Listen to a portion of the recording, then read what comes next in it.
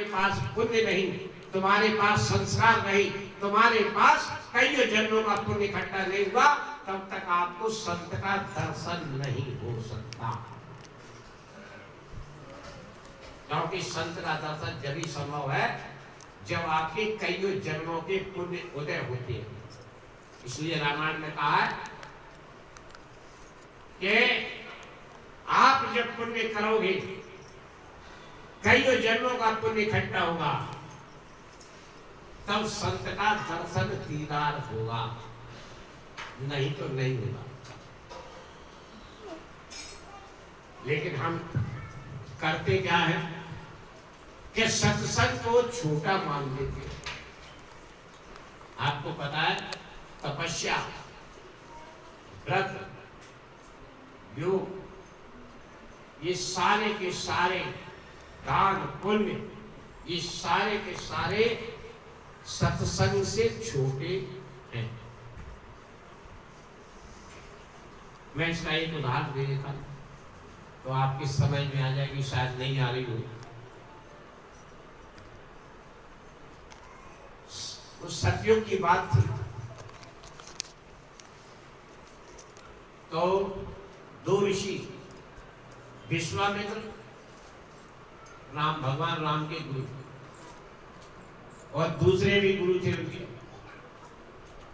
विश्वामित्र वशिष्ठ, दोनों गुरु।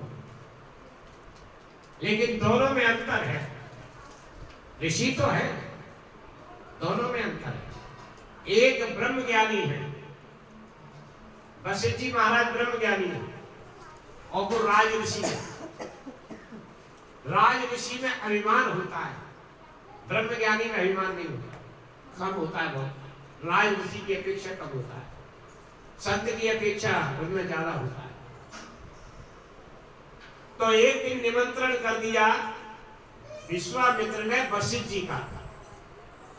तो जब निमंत्रण किया जाता है तो उसकी एक बात होती है, अपन लोग क्या करते हैं, जैसे किसी को खाना खिलाया तो जैसे कन्या करते हो ना आप लोग, उन्होंने कहा साहब कन्या बुलाओ, खाना खिला, फिर उनको दक्षिणा दो, देते हो कि बगैर दिए वो खाना सही नहीं माना जाता। तो ऐसे ही महात्मा को उनने बुलाया, बुला करके खाना खिला दिया, खाना खिलाने के बाद दक्षिणा दी, और दक्षिणा में क्या दिया, रुपया पैसा नहीं थे।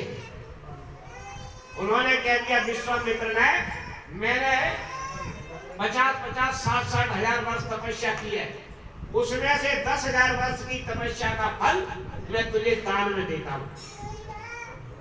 10,000 वर्ष की तपस्या का फल दान में देता। वो चले गए। किसी एक दिन बोले, वशिष्ठ जी सोचा कि चलो मैं भी उनको निमंत्रण कर देता हूं। तो उन्हें निमंत्रण कर दिया विश्वामित्र का। विश्वामित्र को भोजन कराया, भोजन कराने के बाद में उनको दान देने की बात आई तो वशिष्ठ जी कहने लगे, अगर मैंने जीवन में 2 घड़ी भी सत्संग किया है तो उसका फल मैं तुम्हें देता हूं। सिर्फ 2 घड़ी का सत्संग, उस सत्संग में से मैं तुमको दान में देता हूं। जैसे अपने यहाँ लड़ाई हो जाती है ना व्यवहार की, जैसे कोई लड़की का व्यवहार हुआ, वो कर आया, बोले अलमारी कर आया, या मान लो 500 रुपया कर आया, बाद में जब शादी बाकी आई तो वो 200 ही कर आया, तो वो बार फट से आ जाए, बोले पाए मेरे तेज आती बॉडी के ब्याह हो तो 500 करे, अब तो बोले 200 ही करके आओ, बाकी को दे जल्दी से। वो ही शादी निकाल दी। जब वशिष्ठ विश्वामित्र को पता लगा कि 2 घड़ी मैंने 10,000 वर्ष की तपस्या, बोले ये तो अन्याय। बोले 2 घड़ी के सत्संग क्या होता है, बोले ये अन्याय। मैंने तुम मेरे यहाँ खाना खाने आए, मैंने तुम्हें 10,000 वर्ष की तपस्या का फल दिया दान में, दक्षिणा में, मुझे तुमने मुझे 2 घड़ी का, मुझे ये तो सरासर अन्याय। वशिष्ठ जी कहने लगे, विश्वामित्र जी सत्संग बड़ा होता है तपस्या से।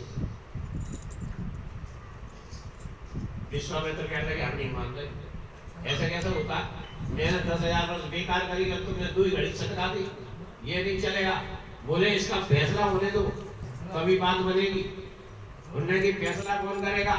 बोले फैसला देवता उनके पास चलो। बोले देवता कैसे करेंगे? तो बोले शेषनाग के पास चलो, जो थन अपने फर पे पूरे संसार सृष्टि रखे, बोले उनके पास चलो। बोले चलो। चले जाकर के पहुंचे, उनसे पूछे, बोले आप बता दो। बोले क्या बता रहा है? बोले इनके यहाँ जब मैं मेरे यहाँ ये खाना खाने आए, मैंने 10,000 वर्ष की तपस्या दान में दी, और इनके जब मैं खाने गया तो इनने 2 घड़ी का सत्संग मुझे दान में दिया। बोले ये अन्याय नहीं तो क्या? और जी कहते हैं कि तपस्या से सत्संग बड़ा होता है। शेषनाग सोचने लगे अगर मैं सही बता रही तो ये शराब दे दे। बोले जा की तरफ बात आएगी वो तो खुश हो जाएगा, दूसरा शराब दे दे, क्योंकि दोनों ही ऋषि है। उसने कि यार आप क्या से बचो। सुमिंदा की देखो भैया, सर पे वजन हो, टेंशन हो तो ये फैसले सही नहीं होते हैं। सोचने की शक्ति भी तो होना चाहिए। अब मेरे गुण पे ये वजन धरो, पृथ्वी का भार धरा है, अब तुम्हें कहां से मैं फैसला बता दूं? तो वो क्या कहते हैं, बस विश्व में कहते हैं जब क्रोध आता है तो विवेक हो जाता है, फिर वो अच्छी बुरे का वो नहीं देख पाता कि क्या अच्छा है क्या बुरा है। वो तो क्रोध में थे। अरे बोले ला बोल दे दो, बेकार के चक्कर में लगे, ला पृथ्वी बोल दे दो, फैसला करो तुमको। शेषनाग ने नहीं कर लियो। तो जैसे ही उसने हाथ करा तो वो भजन के मारे उनके हाथ पे वो दबने लगे। वहां दबे तो बोले मेरे पे नहीं जो उठ रही। बोले तुम असिद्धि दे दो, असिद्धि बोले असिद्धि दे ले। वो तो भाई कम से कम फिर ही करो तो भाई तुम्हें फैसला करो। उन्होंने कहा ठीक है। वशिष्ठ जी ने कहा ठीक है मैं ले लेता हूँ आपकी ऐसी बात है। बोले अगर मैंने जीवन में सत्संग किया है 2 घड़ी तो धरती आकाश नहीं रुक जाए। उन्होंने कहा शेषनाग जी हट जाओ। शेषनाग जी हट गए, पृथ्वी आकाश पे टिक गई। उन्होंने कहा कि अब देखिए फैसला तो हो गया, लेकिन इसके बाद में भी बाकी अकल में नहीं आ रही विश्व में, क्योंकि क्रोध था ना। ये बोले अब तो फैसला कर। शेषनाग कहने लगे अब भी फैसला करूं क्या? अरे फैसला तो अब तुम्हें करना है। बोले तुमने हजारों वर्ष की तपस्या पृथ्वी को उठाने में लगा दिए, फिर भी तुम उठा नहीं पाए, और उन्होंने 2 घड़ी का सत्संग आकाश में धरती को टांग दिया, तो फैसला तो तुम्हें करना है, मुझे थोड़ी करना है। इसलिए जिस प्रकार राज ऋषि से बड़ा ब्रह्म ऋषि होता है, और ब्रह्म ऋषि से बड़ा आपका संत होता है, और संत से बड़ा परम संत होता है, इनकी भी अलग अलग ये स्कूल की कैटेगरी है।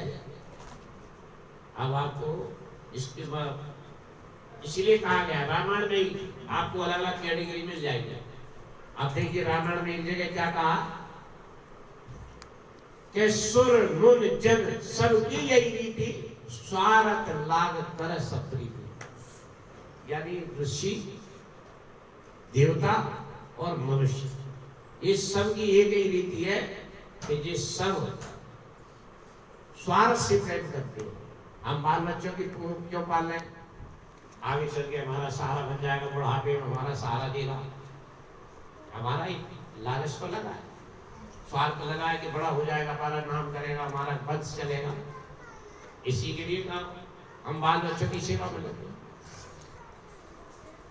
लेकिन ऋषि मुनि भी कुछ चाहता है, शक्तियां चाहता है, कुछ नाम चाहता है, कुछ शास्त्र चाहता है, तो वो भी अपने शास्त्र में लगा है। देवता भी अपने मान सम्मान में, खान पान में लगा, पूजा पाठ के लिए। लेकिन यहां नाम नहीं आया संत का। इसका मतलब संत अलग है। अब संत कैसे अलग है? फिर भी कहोगे कि ऋषि मुनि संत होते, ये भी तो कह सकते हो ना। तो उसके लिए रामायण फिर पढ़ो आगे। उसमें क्या कह रहे हैं कि संत बिटप सरिता गिर धरनी, पर हित हित सवन की करनी। फिर आगे संत के बारे में कहा जा रहा है रामायण में बोले एक संत, पेड़ और धरती, पौधे, ये सब का एक ही है। कैसे? क्योंकि पेड़ जो फल देता है वो उसके बदले में पैसा नहीं देता। आप पत्थर मारते उधर से फल आ जाता है। नदी पानी में बहता है लेकिन वो अपने लिए नहीं करता। लोग उसके हाथ धोते हैं, पैर धोते हैं, कुल्ला करते हैं, नहाते हैं, धोते हैं, लेकिन वो खुद नहीं पीता। नदी पानी नहीं पीती। तो कहा कि संत बिना विसरता घाटी पर हित समझ की करनी, जिस दूसरों के लिए काम करते। संत भी अपने लिए काम नहीं करता। गुरु महाराज क्या कहते थे? मुझे अपने लिए तो कुछ करना नहीं, मैंने तो कर लिया जो करना था, अब तो मुझे तुम्हारे लिए करना है। तुम बच जाओ, तुम जो आने वाला समय है उससे बच जाओ। जो समय आएगा प्रजा बहुत मरेगी, जग में लाश है पड़ी सड़ेगी, घर घर में उठाने वाला मिलेगा, नया जमाना बदलेगा। लाशों पे लाशों का होगा नजारा, सुनते तो जाओ संदेश हमारा। यानी प्रजा बहुत मरेगी, जग में लाशें पड़ी सड़ेंगी, घर घर में। इसमें एक चीज तो हो गई, लाशों पे लाशों का होगा नजारा। ये आज नहीं कही गई बात है, ये कही गई सन 1952 में। बात उसके बाद में कही तो उन्होंने क्या कहा कि एक वक्त ऐसा आएगा कि लाशों पे लाशें होंगी। कोरोना काल में आपने देखा मरघटी में, तुम्हारे इटली के अंदर फौज को बुलाना पड़ा, कब्रें खोदना पड़ी मशीनों से, और लाशों को बोरियों की तरह जमाया और मिट्टी डाली, और अपने यहाँ मरघटों में लाइन लगी। आज इतने लोगों का जलाने का नंबर है, आज इतने लोगों का जलाने का नंबर है। तो वो लाशों पे लाशों का होगा नजारा, ये तो हो गया और पूरे विश्व में। अब आया है कि प्रजा बहुत मरेगी, जग में लाशें पड़ी सड़ेंगी, घर घर में। जी अभी आने वाला है। इसी के लिए गुरु महाराज कह रहे हैं कि आप लोग प्रचार करते रहो, कुछ तो सुधर ही जाएंगे। अरे नहीं सुधरेंगे तो भूल जाने के तो काम ना। तुम तो अपनी आवाज लगाते रहो। इसी के लिए जगह जगह सत्संग होते रहते हैं।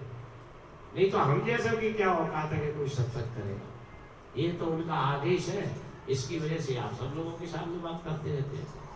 नहीं तो हम तो अभी भजन ही नहीं करा, हमने तो अभी कुछ समय, ये समझ लो कि अपने अंदर इतना विवेक और ज्ञान भी नहीं है।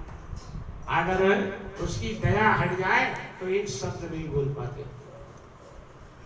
अब आप इस दया का नजारा भी देखा। बरुआ सागर के अंदर एक गांव है बसंतपुरा। अपने एक सत्संगी जो आश्रम में रहते थे मोहन प्रयाग, वो मेरे साथ रहे। मैंने कहा मुझे सत्संग खत्म करना था, कि मैं बोलूंगा नहीं, बंद करना था कुछ समय। तो मैंने सोचा कि सत्संग होते रहे, मैं नहीं करूं, कोई और करे। तो मैं उनको ले जा करके मैंने कहा तुम आ जाना। तो मैंने लोगों से कहा कि भैया इनको बुला लेना, आप मुझे मत बुलाना, आज के बाद जी आएंगे। बोले ठीक है। तो मैंने कहा 2 घंटे का सत्संग है, तो मैंने कहा